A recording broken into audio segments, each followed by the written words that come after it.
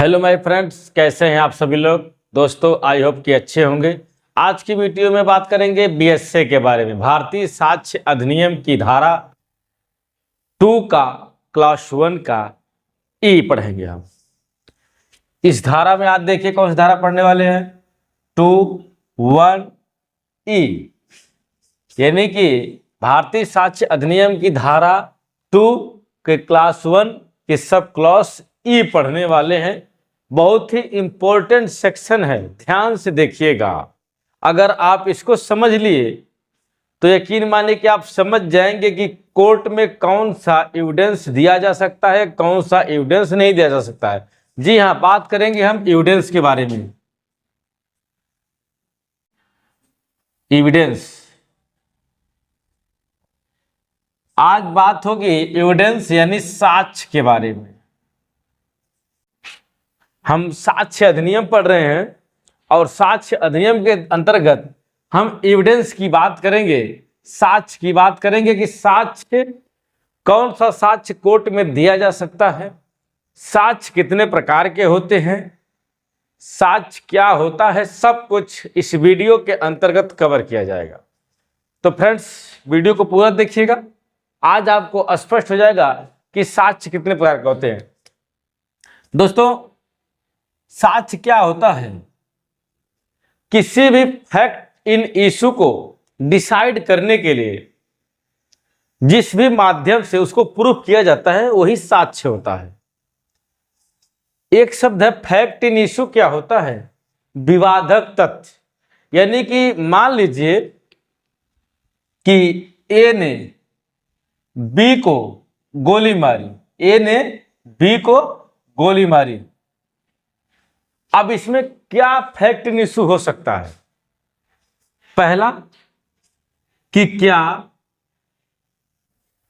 ए ने बी को गोली मारी, क्या ए ने बी को गोली मारी। हम इसको कैसे प्रूव करेंगे कि ए ने बी को गोली मारी है कि नहीं मारी है, और कितने तरह से प्रूव किया जा सकता है, इसी बात को समझने का प्रयास करेंगे हम आज की वीडियो में एविडेंस के बारे में। तो साक्ष्य को हम एक एक समझते जाएंगे, एक एक स्टेप आसानी से। कुल मिला जुला के 5-6 तरीके हैं एविडेंस के, तो देखेंगे एविडेंस कितने तरह के होते हैं। देखिए, अगर एविडेंस को हम इस तरह से डिसाइड कर दें इसके माध्यम से, तो ज्यादा आसानी होगी आपको समझने में। इस तरह से तो देखिए, सबसे पहले होता है oral evidence. Oral evidence, oral evidence होता है। दूसरा होता है डॉक्यूमेंट, डॉक्यूमेंट एविडेंस। तीसरा होता है मटेरियल एविडेंस, मटेरियल एविडेंस। चौथा होता है डायरेक्ट एविडेंस, डायरेक्ट एविडेंस। पांचवा होता है इनडायरेक्ट, इनडायरेक्ट। और छठवां होता है सरकमटेंस,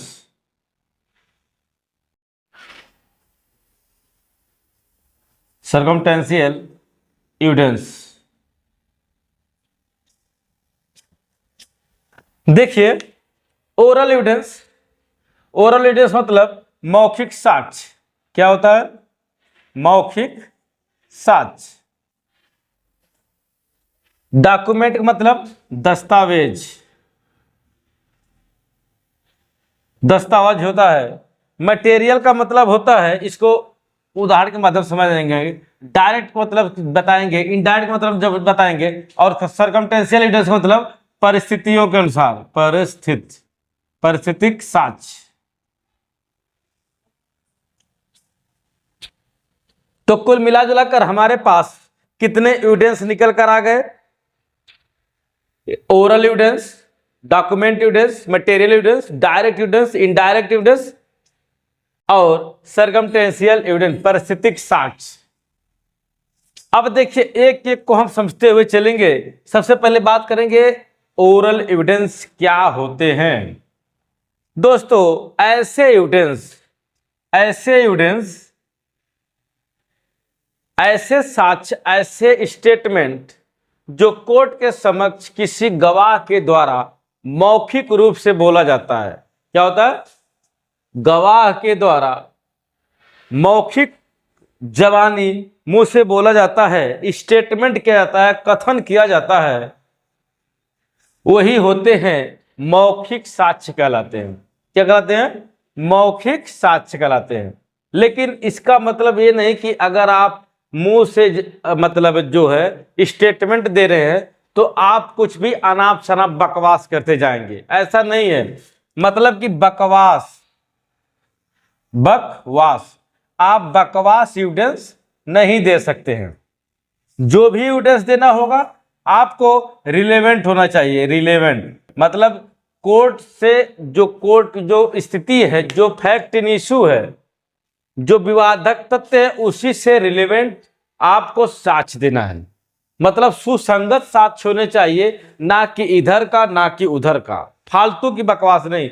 जो फैक्ट है, जो फैक्ट इन इशू है, उसी के अनुसार आपको एविडेंस देना होगा कोर्ट के अंतर्गत।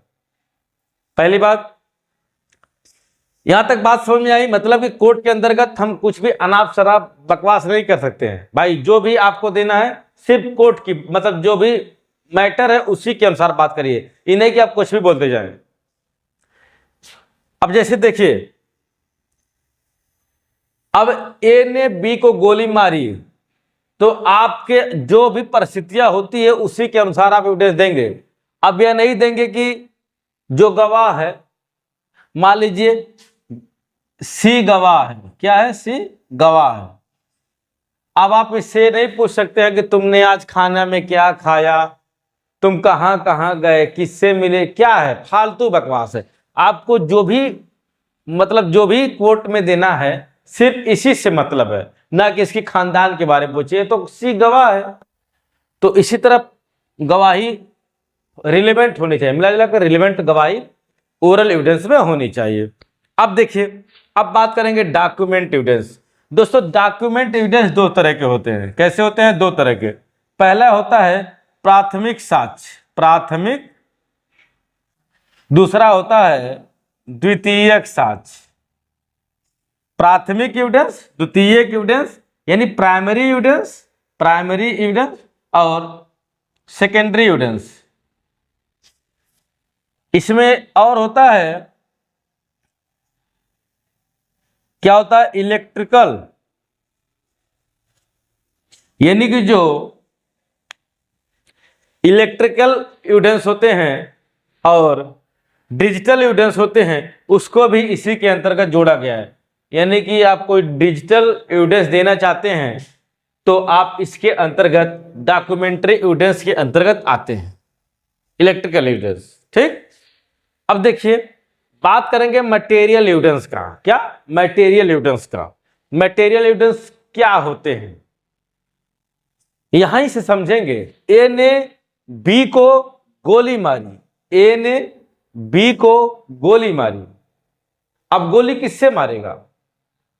बंदूक से, गन से। तो बताइए गन कौन सा एविडेंस माना जाएगा? गन को कौन से कैटेगरी में रखेंगे हम? बताइए, गन मौखिक एविडेंस हो सकता है या डॉक्यूमेंट्री एविडेंस हो सकता है?